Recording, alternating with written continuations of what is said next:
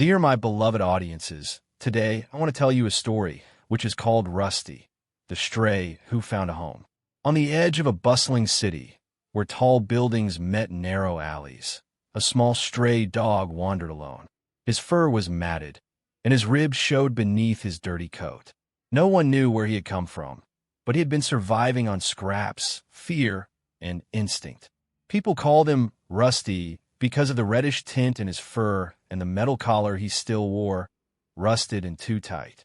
One chilly evening, as Rusty searched behind a diner for food, a boy named Leo spotted him.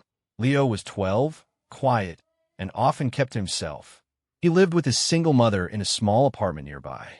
Unlike other kids, Leo didn't shoo Rusty away. Instead, he slowly placed a piece of his sandwich on the ground and stepped back. Rusty eyed him cautiously but crept forward and ate. That simple moment began something unexpected.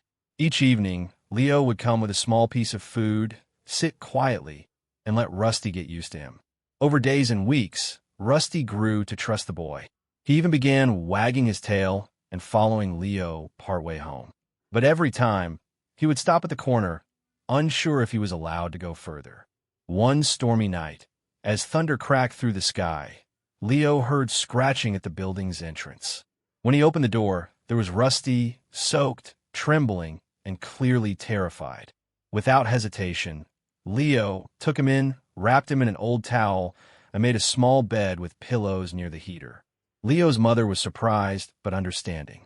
"He can stay the night," she said softly, "but we can't keep a dog without checking the rules."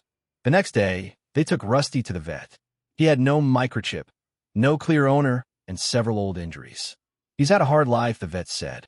But he's strong. With love and care, he'll be fine.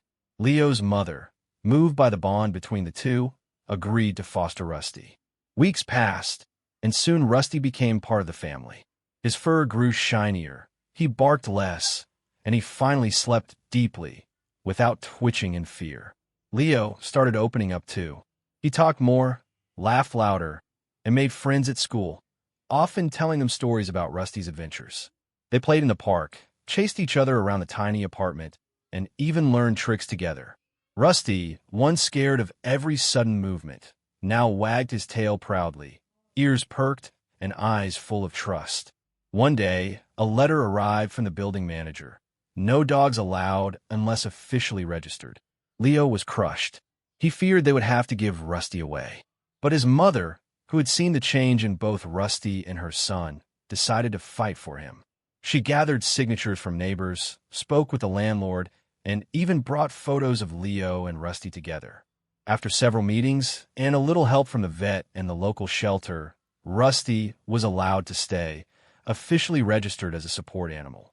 The news brought tears to Leo's eyes. Rusty, sensing the emotion, licked his face and nuzzled close. Years passed. Leo grew older, and so did Rusty. His muzzle turned gray, and his steps slowed, but he always waited by the door for Leo to come home. On Leo's high school graduation day, Rusty walked proudly beside him, wearing a small blue bow tie. When Rusty eventually passed away, he did so in peace, surrounded by the family that had saved him. Leo buried him under a tree in the city park, the same one where they used to run and play. He placed a small stone there, engraved with the words, "To Rusty, you weren't just a dog. You were my best friend, my healer, my family." Even years later, whenever Leo visited that park, he'd sit by the tree and smile. Because Rusty hadn't just found a home, he had built one, with loyalty, love, and quiet courage. If you like this video, please leave a like and a subscribe. It will really help our channel grow. But if you don't like it, then just skip it and don't forget to check out our other videos. Thank you very much and goodbye.